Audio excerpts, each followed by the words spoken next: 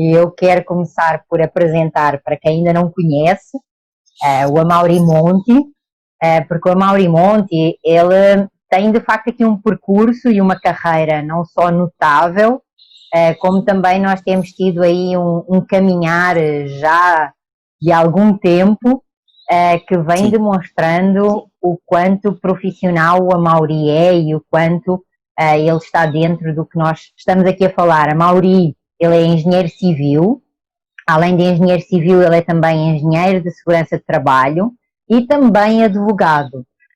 Pós-graduado em Direito Material e em Direito e Processual do Trabalho, é isso, não é, Amaury? Isso. E pós-graduando em Direito em Métodos Adequados de Resolução de Conflitos, além de ser também mediador judicial e extrajudicial. Então, já dá para ver que estamos a falar aqui não só com uma pessoa que é do sexo masculino, porque até agora a nossa jornada ainda só tinha tido aí mulheres, então eu brinco, mas falando muito a sério, que os advogados, eles precisam de ser acolhidos e precisam de ocupar também o seu espaço nos métodos consensuais e em especial na mediação. Por isso, bem-vindo, Amaury, aqui ao nosso bate-papo, ao nosso encontro, e obrigada. Muito obrigado você, Dulce. Eu estou muito satisfeito de estar aqui, muito feliz. Que legal. Hoje, em particular, aquilo que nós combinamos e aquilo que nós programamos foi falarmos sobre um tema, que é um tema que eu costumo dizer que nós vivemos com ele de uma forma tão intuitiva que muitas das vezes temos uma grande dificuldade de entender o quanto ele precisa de ser tratado, trabalhado e estudado, e em especial para a advocacia. Porque a advocacia, a sua matéria-prima, digamos assim, são as pessoas e os conflitos das pessoas, porque sem conflitos não é necessário o advogado existir, porque a advogada e o advogado é isso que fazem, eles fazem prevenção, gestão e resolução de conflitos. E esse foi o tema que nós aí decidimos trazer. E eu sei que tu tens algumas coisas para me perguntar também, não é, Amaury? Tem sim, Dulce. A hora que puder começar é só falar. Podemos. Ok? O som tá bom? Podemos. Está perfeito, a imagem também. Então está todo mundo aí a ouvir-nos. Já começaram a juntar-se a nós e como também depois esta live ela fica disponível, quem não tem oportunidade neste horário depois vai poder assistir a nossa conversa, que vai certamente ser aí muito enriquecedora. Que ótimo. Dulce, inicialmente a gente gostaria de ouvir de você um breve conceito, as classificações e os sujeitos de um conflito. Ok. Quando nós falamos nessas questões, Amaury, aquilo que eu começo por dizer é que, intuitivamente, como eu estava a referir ao início, todos nós acabamos por ter uma noção ou uma definição de conceito. Aquela que eu mais gosto de utilizar é a definição da Mary Parker Follett, quando ela começa, dentro da área dos recursos humanos, a trabalhar os conflitos dentro das empresas. E ela começa a identificar e a verificar que o conflito é algo que ele precisa de ser, eu diria, encarado de frente. E ela traz-nos uma noção que para mim é a noção mais pura e também mais simples, que é a questão de que o conflito existe quando duas ou mais pessoas se encontram. E aí ele pode demorar mais ou menos tempo a acontecer, ele pode ser mais ou menos intenso, mas o que é certo é que ele vai de facto existir. E a outra questão que eu também acho interessante dentro dessa definição de conflito, e que na advocacia é muito interessante nós desenvolvermos, que é algo que no início da nossa formação eu penso que nós não temos, que é entender que o conflito significa uma percepção diferente da mesma realidade. E que essa percepção diferente da mesma realidade, ela nos leva a considerar que nós temos interesses mutuamente incompatíveis e inconciliáveis. E aí nós, de facto, começamos a sentir que existe uma resistência relativamente a algo que eu quero ou a algo que eu desejo em relação àquilo que tu queres ou que tu desejas, e nós começamos nessa situação de divergência, muitas das vezes ou maioritariamente, a competir ou a impor ao outro uma determinada decisão que é nossa, porque só nós é que temos razão. E por isso é muito importante nós entendermos que não só o conflito é essa percepção diferente da mesma realidade, como é uma percepção diferente e de que ela é mutuamente incompatível e inconciliável, e também que dentro dessa lógica, se ele é inevitável, como nós começámos aqui por trazer, eu vou partir do pressuposto que eu preciso de me aprofundar mais naquilo que são os elementos, as características, os tipos de conflito, como tu estavas a trazer, para eu conseguir desenvolver essa forma de eu lidar com ele.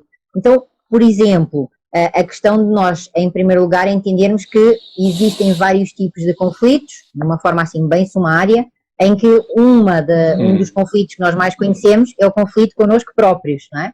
Isto é, de manhã o despertador toca e eu tenho aquele conflito, vou ter que me levantar, vai ter que ser mesmo agora, o que é que me move, não é? O que é que me motiva para eu sair neste momento daqui do meu conforto e começar o meu dia. Então esse é um dos tipos de conflito que não é esse que o advogado trabalha. O advogado, ele trabalha conflitos que são conflitos interrelacionais, ou seja, por regra, entre pessoas físicas ou entre pessoas jurídicas, ou um misto aí, e que aquilo que é importante nós entendermos é que, além dessas classificações dos conflitos, nós também ainda temos uma outra questão que são os elementos desse conflito.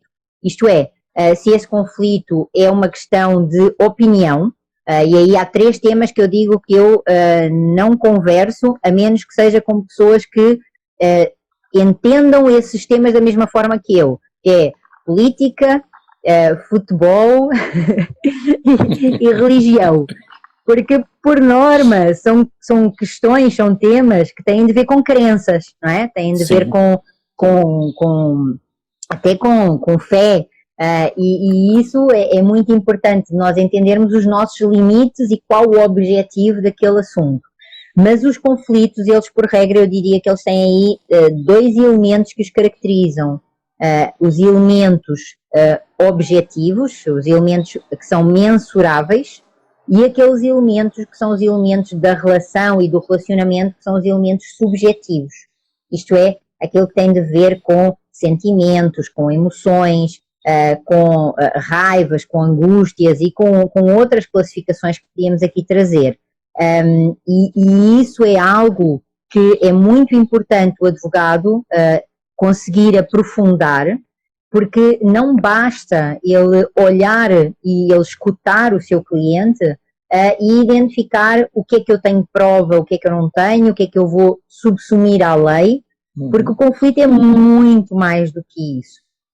E outra das experiências que eu também tenho, ainda em relação à tua questão de quais os sujeitos, não é? Que tem de ver com a circunstância de que não só nós temos aqueles que estão diretamente envolvidos na situação, mas muitas das vezes aqueles que estão por detrás do pano e que têm tanto ou mais relevância. E aí também escutar a tua experiência sobre este desafio que tu trazes aqui.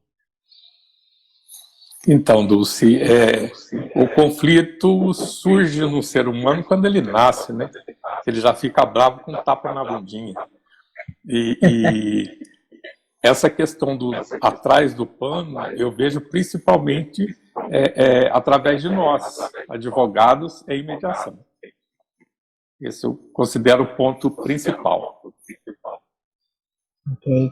Porque quando tu estavas a falar de já quando nós nascemos, eu costumo dizer que o primeiro conflito que na vida nós temos é de facto no momento do nosso nascimento, porque nós estamos dentro de um ambiente, né, que é um ambiente de líquido, confortável, sem horários, sem regras, sem leis para cumprir, e de repente nós somos expostos a um mundo e esse mundo ele já traz um conjunto de normas, um conjunto de regras, um conjunto de questões que vão depender de elementos sociais, vão depender de elementos culturais, Sim. vão depender de elementos locais e não enxergar, não identificar a complexidade dos elementos do conflito, eu neste momento considero que é uma falha na formação jurídica. Isto é, advogado e advogada que se preze precisa de aprofundar o seu conhecimento em conflito, porque é o principal norte, não é, da sua motivação, do seu desenvolvimento, do seu trabalho. E trabalhar conflito é algo que é bem complexo, começando até pelas próprias teorias do conflito, que quando nós falamos que houve até um determinado momento, e em especial fazendo uma correlação com a gestão de recursos humanos e muito relacionado com empresas, que é uma das tuas especialidades e uma das tuas, digamos assim, atividades principais. Inicialmente, e quando eu digo inicialmente, óbvio, há dezenas, centenas de anos, haver conflito dentro de uma organização era um mito, era um tabu, era considerado como algo negativo. Depois, com a Equality, com todos os estudos dela, passou a ser considerado como algo inevitável e identificado como uma oportunidade de desenvolver, de crescer, de construir opções diferentes, soluções diferentes. E mais tarde ainda, nós já aparecemos com o conflito no sentido de que o conflito é necessário. E eu costumo dizer, a nossa cabeça, a nossa mente, ela ainda não está preparada para aceitar o conflito como inevitável. Quanto mais para o aceitar como necessário. Mas nós estamos aí, todos a viver um grande momento de vários conflitos e uma fábrica de trabalho para a advocacia, em especial para a advocacia consensual, é o que me parece. Exatamente, Dulce, concordo.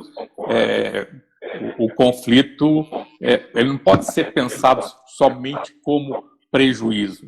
Ele tem que ser considerado como uma ajuda para resolver problemas de maneira consensual, de maneira tranquila. Ok? Posso ir para a segunda?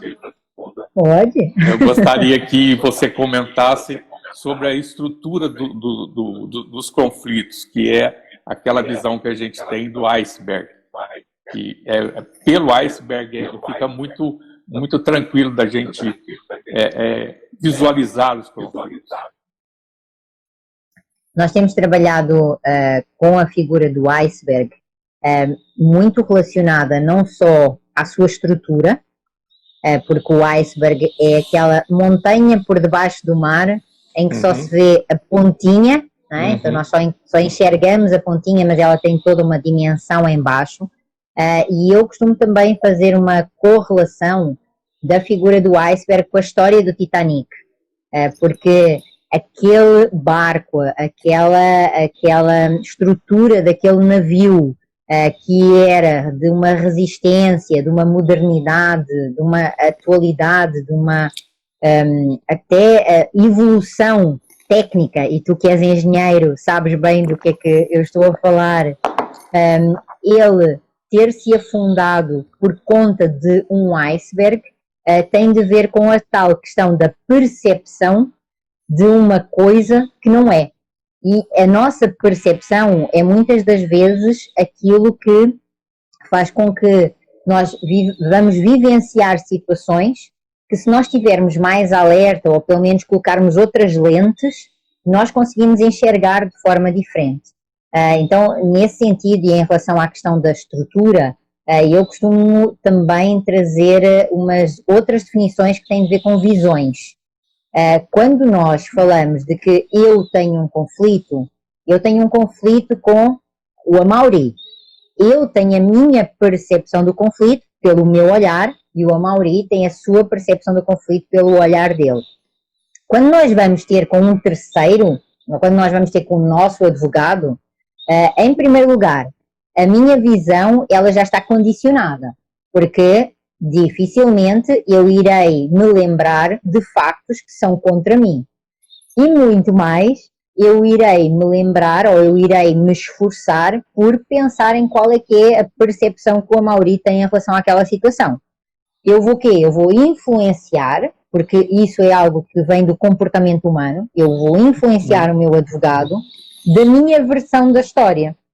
E isso é muito interessante de nós pensarmos aqui em relação àquilo que é o papel do advogado nesta primeira reunião com o cliente, porque o advogado pode adotar uma postura e ele pode adotar um comportamento de escutar o cliente e, dentro daquilo que o cliente diz, partir do pressuposto de que tudo aquilo é a única realidade, é a única história, é a única versão dos factos. Ou ele pode escutar o seu cliente e imaginar a figura do iceberg e dentro dessa figura do iceberg ele ir colocando como que integrando a história do seu cliente lá. É como se nós tivéssemos aí a imagem, aí vocês imaginem, tá? A figura do iceberg e dentro dela, naquela ponta de cima, nós vamos preenchendo com cores. O nosso cliente vai nos dar a possibilidade de preencher parte dessa ponta, não é? De preencher parte desse topo. E isso que ele traz é aquilo que ele verbaliza. E, portanto, nós aí dizemos que, por regra, é o conflito manifesto, é o conflito declarado.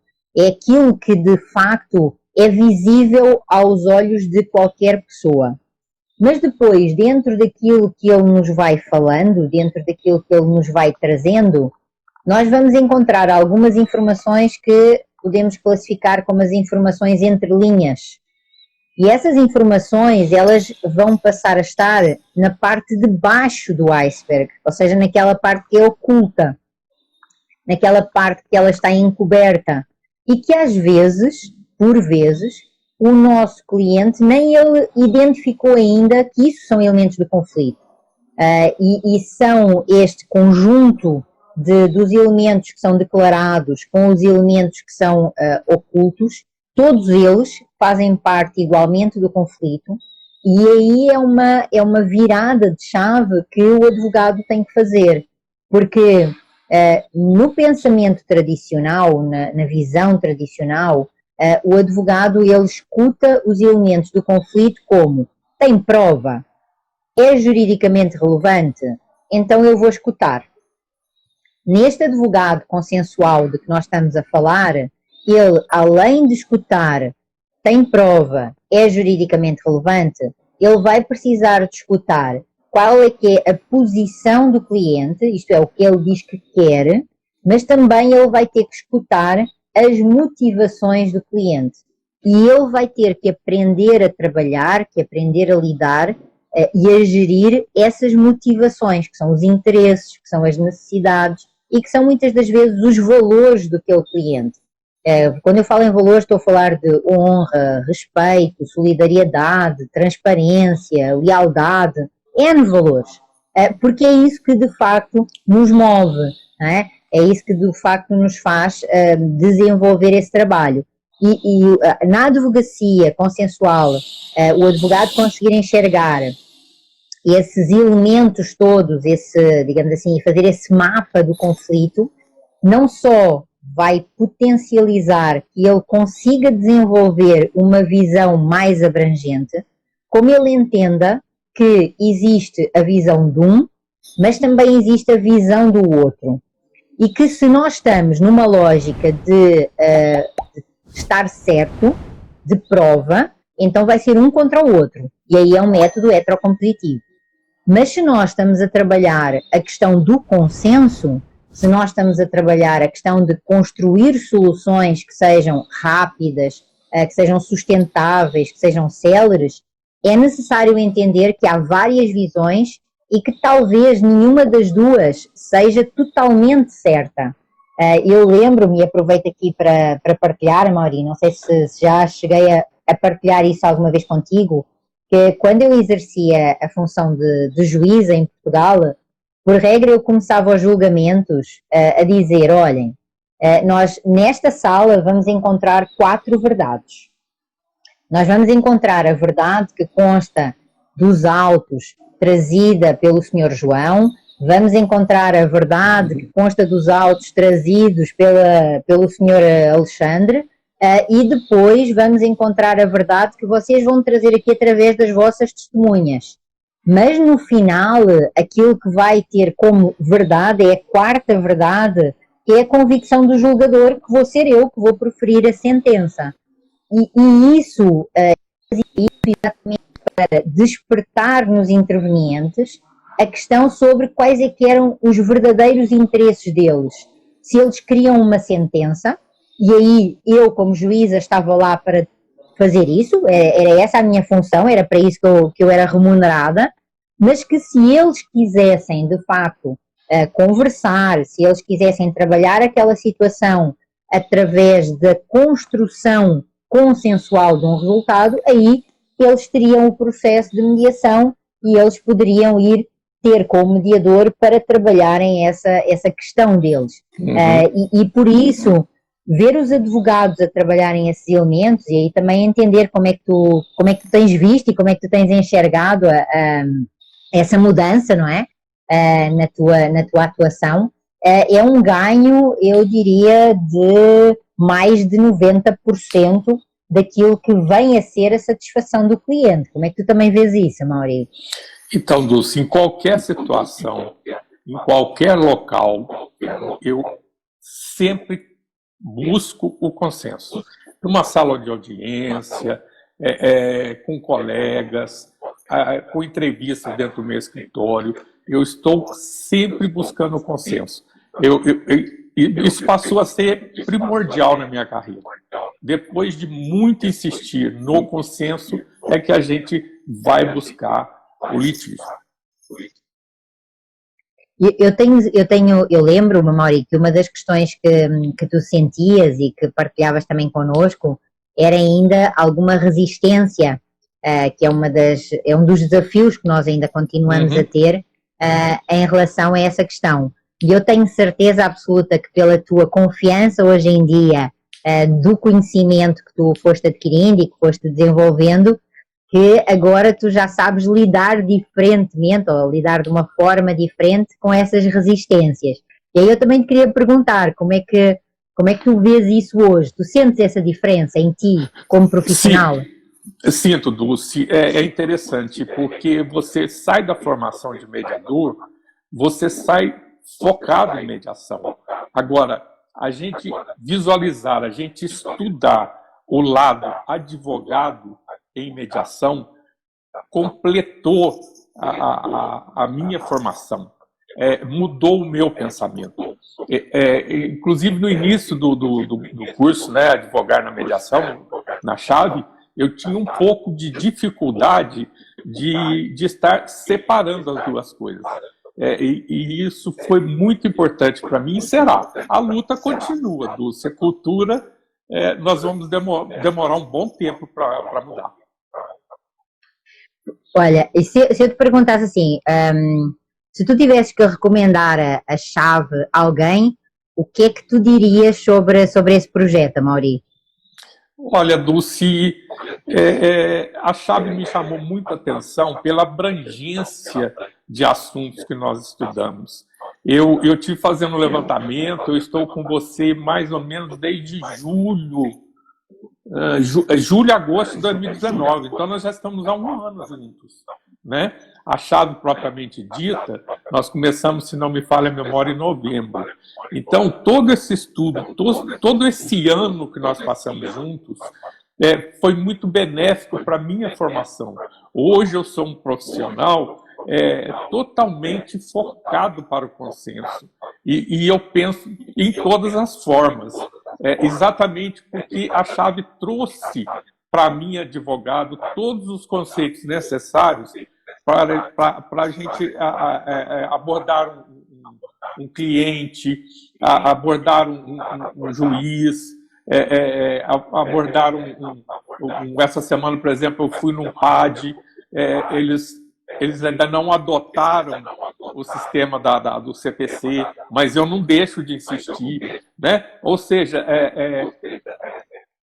o meu leque em mediação cresceu infinitamente com a chave. Que bom, fico muito feliz, Amaury. Eu sinto a mudança, sinto a diferença, mas é sempre muito gostoso escutar de vocês que têm vivenciado na primeira pessoa essa experiência, não é? A Wanda está aqui a perguntar se bacharel pode realizar a chave. Pode sim.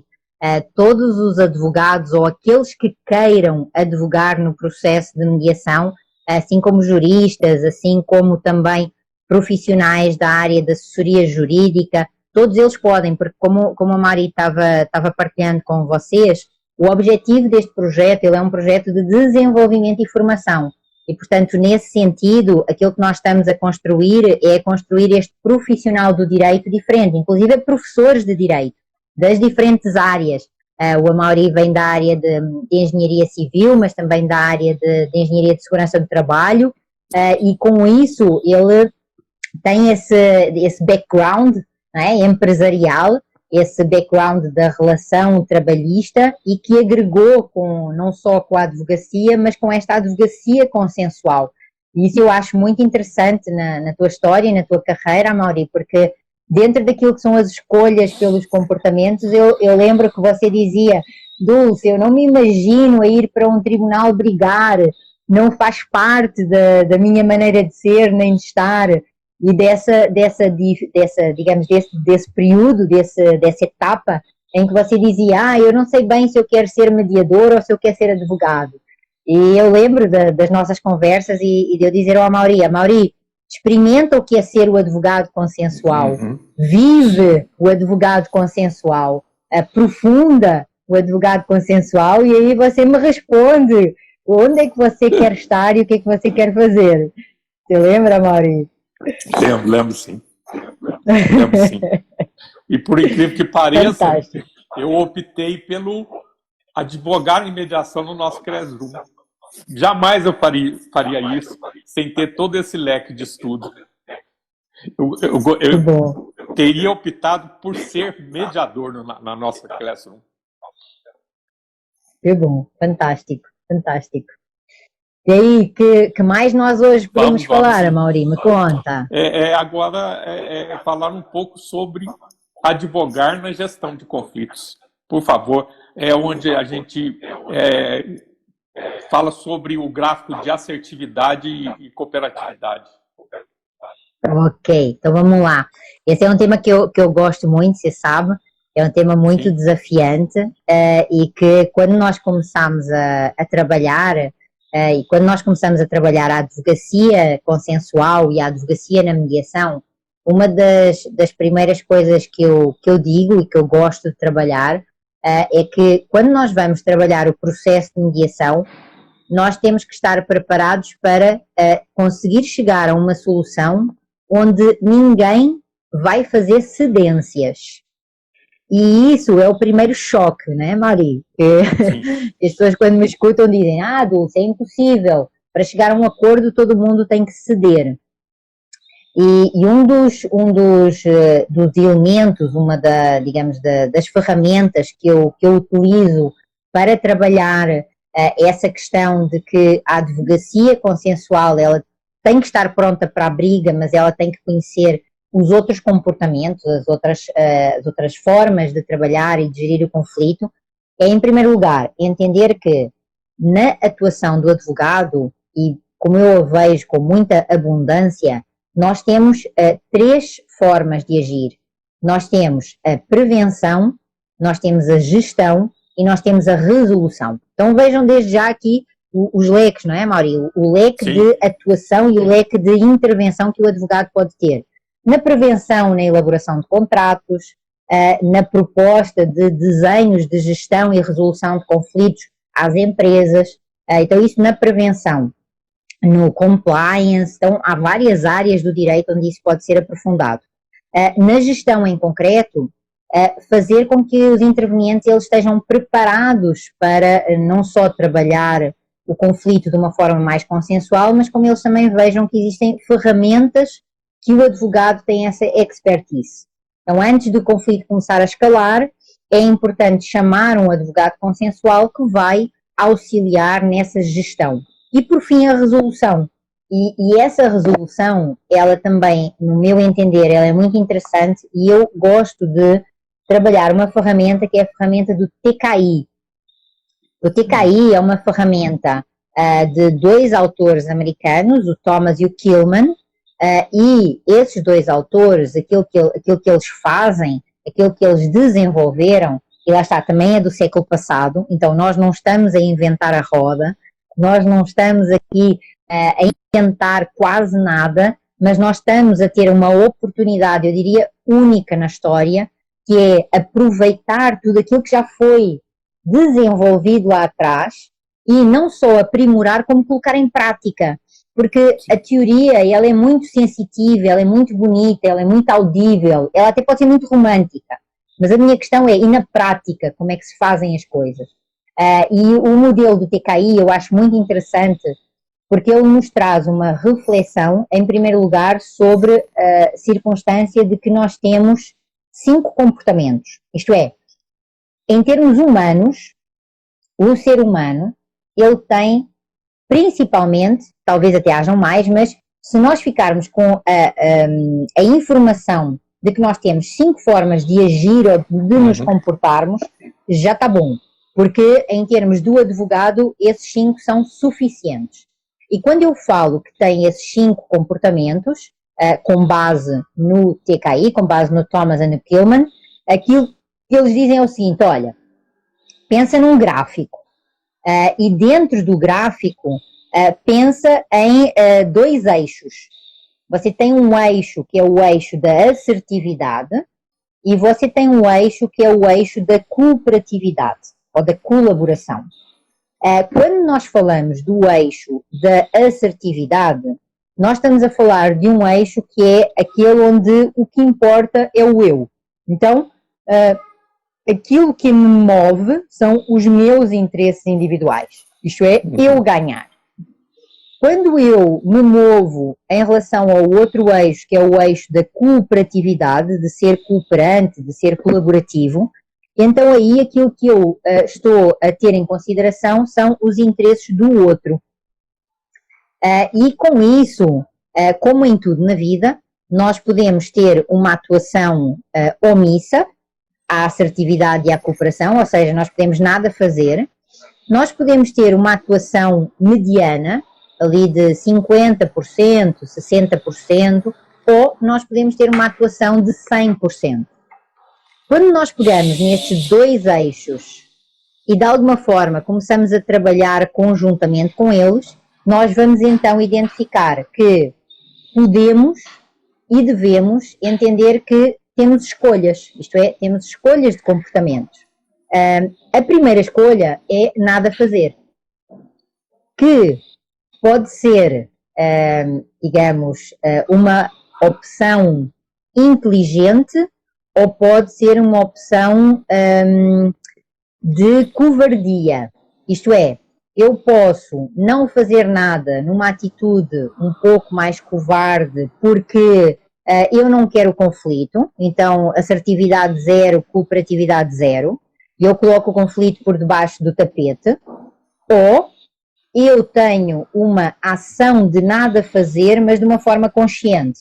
É aquele advogado, por exemplo, numa mesa de negociação, onde os ânimos começam a estar mais exaltados, onde a situação fica mais acirrada, o advogado pode trazer, olha, neste momento talvez fosse interessante nós fazermos aí um intervalo, nós tomarmos uma água, um café, respirarmos um pouco e voltarmos daqui a 5, 10 minutos. E isso é o nada fazer, no sentido de não tomar uma posição, mas ainda assim tomar uma ação. É gerir esse evitar do conflito, é saber gerir isso. E tanto pode-se gerir dessa forma, como eventualmente também se pode gerir no sentido de adiar aquela conversa, no sentido de trazer para cima da mesa que neste momento não temos informações todas e que precisamos de recolher outras informações. Então, esse é um primeiro comportamento, evitar fugir ao conflito. Se ele for feito de uma forma consciente, eu diria que ele é muito importante. Inclusive, por exemplo, o silêncio. O silêncio é uma das ferramentas que nós podemos utilizar para evitar o conflito de uma forma respeitosa. Quando nós ainda, e aí agora vamos pelos dois eixos, tá? Imaginem que o eixo da assertividade, ele fica na vertical, e o eixo isso, na vertical, e o eixo da cooperatividade, ele fica na horizontal. Quando nós temos um perfil, que é um perfil de assertividade máxima, mas cooperação mínima, nós vamos ter o quê? Uma ação e uma atuação de competição. Então, já temos aqui dois comportamentos. Evitação, competição. O que significa competir, não é? Essa competição significa que o meu foco, a minha motivação vai ser exclusivamente os meus interesses individuais. Vai ser exclusivamente os interesses individuais do meu cliente. Isto é, só um vai ganhar. E aí, trazendo já de alguma forma aí também um pouquinho os métodos, isso significa o quê? Que por regra, ou eu vou impor uma decisão ao outro pela força, ou eu vou buscar um terceiro que imponha essa decisão. E isso é um comportamento de facto de competição, é ganhar ou perder, e aqui entre nós. Se nós estamos num jogo de ganhar ou perder, o que é que nós escolhemos? Ganhar, óbvio, não há dúvida sobre isso. Quando nós vimos para o outro eixo, o eixo da horizontal, em relação à cooperatividade, onde o nosso foco é o outro, e os interesses do outro, nós estamos a falar o quê? Olha, dentro desta relação que eu tenho com o outro, aquilo que de facto me move é eu preciso do outro para alcançar determinado objetivo. E isso significa que numa mesa, por exemplo, de negociação, talvez seja mais inteligente, interessante e estratégico neste momento eu ceder do que eu ir para outro tipo de comportamento. E aí eu diria que, então, nessa linha, nós vamos encontrar o comportamento da cedência. Eu vou ceder, mas, mais uma vez, eu tenho que fazer essa cedência na negociação de uma forma estratégica. Isto é, eu, por exemplo, imaginem que nós estamos a negociar um fornecimento, dois empresários em que está a ser negociado um fornecimento de uma determinada matéria-prima. E eu sou esse fornecedor dessa matéria-prima, ou eu represento como advogada esse fornecedor de matéria-prima. O que é que eu vou precisar de fazer nessa cedência? Qual é que é a minha estratégia? Eu quero que este contrato ele tenha continuidade. E esse é o meu foco, esse é o meu interesse. Se o meu interesse é nessa continuidade, eu posso até ceder, por exemplo, em relação ao prazo de entrega, eu posso ceder em relação à forma como o produto vai ser embalado, eu posso ceder em termos de questões de logística, eu posso até assumir algum valor nesse transporte. Então eu vou fazer aí algumas cedências nessa negociação, para quê? Para garantir que em vez daquele contrato ter a duração de 1 ano, aquele contrato tem a duração de 3 ou 4. Tá? Então, essa cedência em termos de comportamento consciente, que é disso que nós estamos a falar, não é? Quando nós estamos a falar em advogar, na gestão e na resolução de conflitos, é terem atenção que nós conseguimos estes 5 comportamentos gerir os mesmos de acordo com a estratégia e com o interesse que nós temos. E aí, nós vamos conseguir, de facto, trazer e trabalhar o quê? Essa lógica de ceder agora, para amanhã eu ter aí uma outra, um outro retorno, um outro respaldo. Então já temos 3, não é? Então, fuga ou evasão, competição e cedência. Aí o quarto, né? Aí o quarto comportamento dentro desta lógica é o comportamento do 50-50. Isto é, eu vou ser assertivo 50% e eu vou ser cooperativo 50%. E aí eu tenho a chamada solução de ganha-ganha, no sentido de que ganha-ganha, perde-perde. Ou seja, nem ninguém ganha, nem ninguém perde. Como o próprio nome indica, 50-50, nós por regra dividimos essa situação ao meio. E por norma, isso é muito conhecido, Porquê? Porque é um comportamento e uma forma de gerir conflito e de gerir situações que é mais rápida, ela é mais célere, ela tem uma forma de resolver com maior celeridade. Mas, por outro lado, ela não trabalha as relações, ela não trabalha a continuidade, ela não trabalha, por exemplo, a fidelidade do cliente. A Sandra está a dizer aí para eu também falar dos animais, né? Então vamos lá. Aqui nesse 50-50 eu digo que nós temos a raposa. Porquê? A raposa, ela é matreira, ela é astuça, então ela traz de facto essa lógica de vamos resolver rápido, mas deixa ver se eu consigo o melhor para mim, né? Na competição nós temos, óbvio, o tubarão, e na fuga nós temos a tartaruga, e na cedência nós temos o urso, naquele sentido do urso hibernado, ok? Então já temos aqui 4 comportamentos, falta-nos o quinto. O quinto comportamento é exatamente o comportamento do consenso, é o comportamento da colaboração. E isso significa o quê dentro daqueles 2 eixos, da assertividade e da cooperação? Que nós vamos precisar de ter 100-100. Ambos nesta mesa vamos precisar de ser totalmente assertivos e totalmente cooperativos. E aí o animal escolhido, aí em resposta ao pedido da Sandra, é a coruja, que em Portugal nós chamamos de mocho. E essa coruja, ela traz o quê? Ela traz a circunstância de que eu vou pensar nessa mesa de negociação nos meus interesses, mas eu também vou pensar nessa mesa de negociação nos interesses do outro. E aí todos nós sabemos que eu mais tu dá nós, não é? É o que vem na gramática.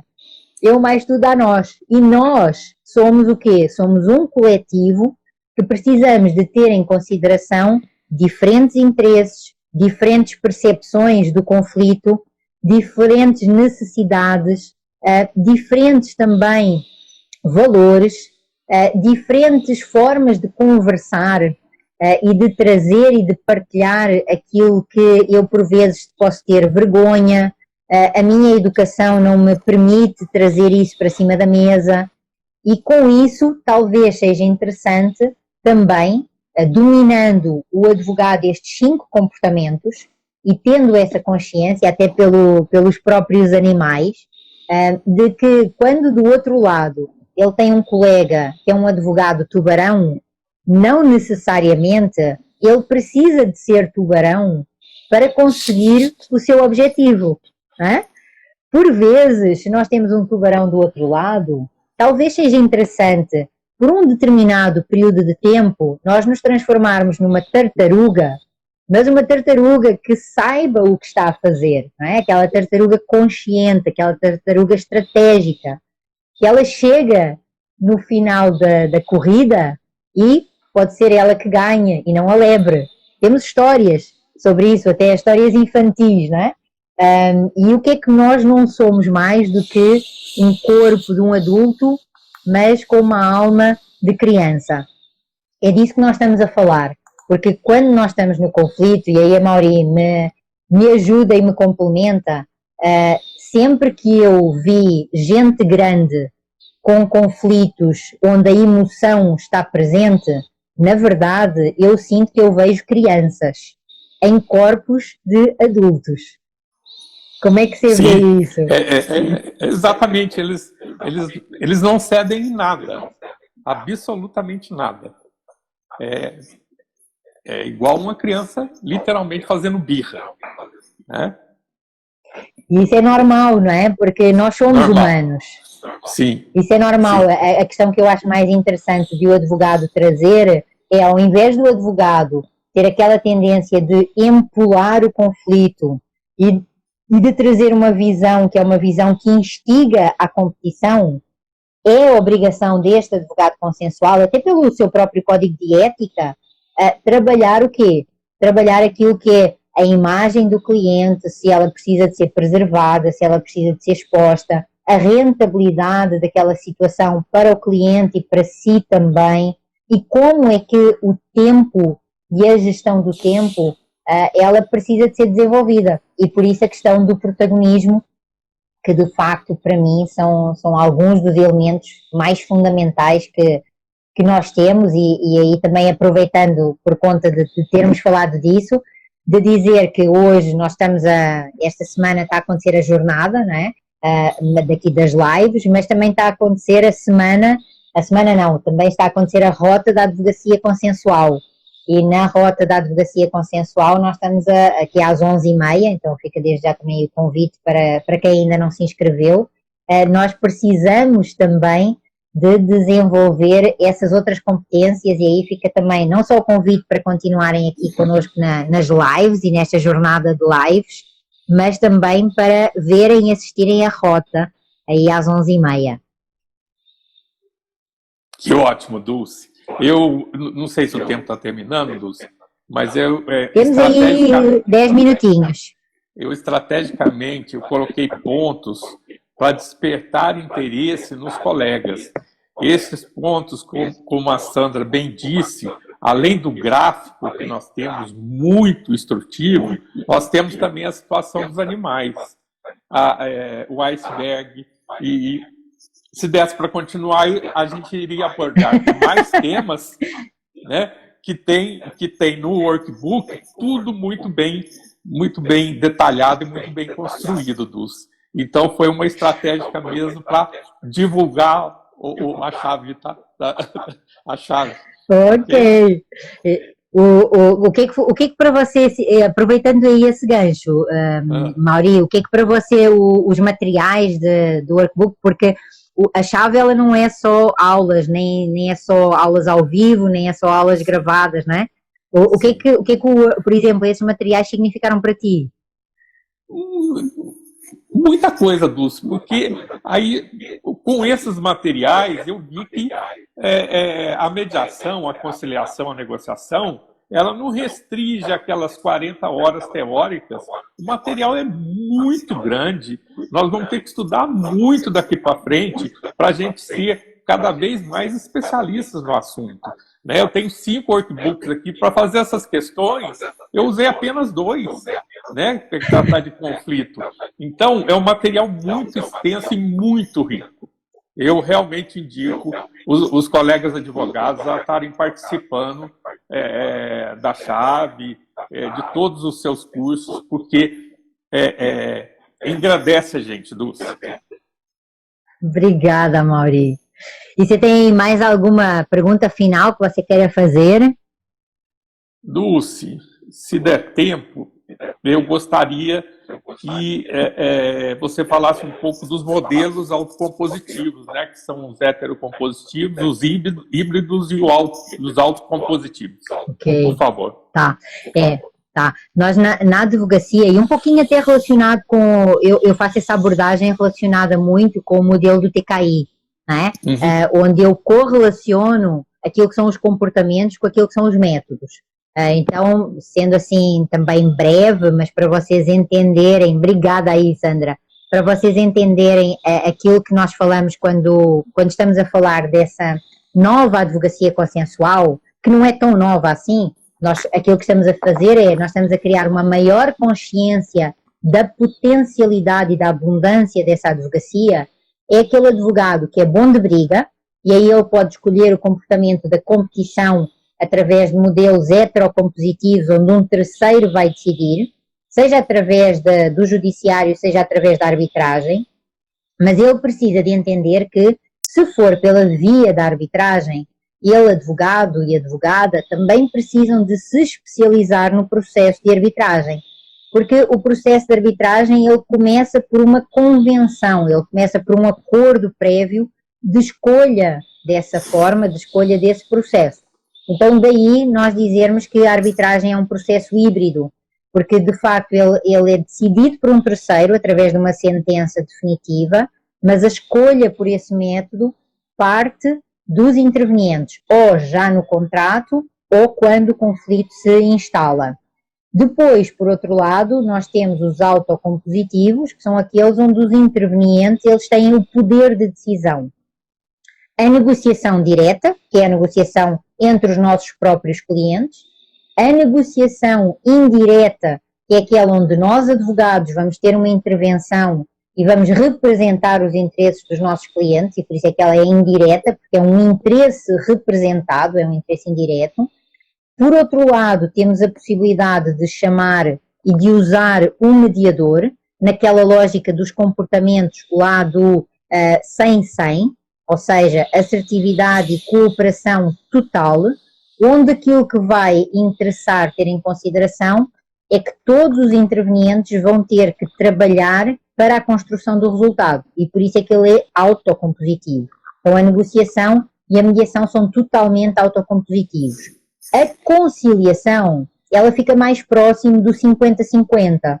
Por regra, o processo de conciliação ele é mais vocacionado para nós resolvermos questões mensuráveis, questões que precisam de uma solução mais rápida.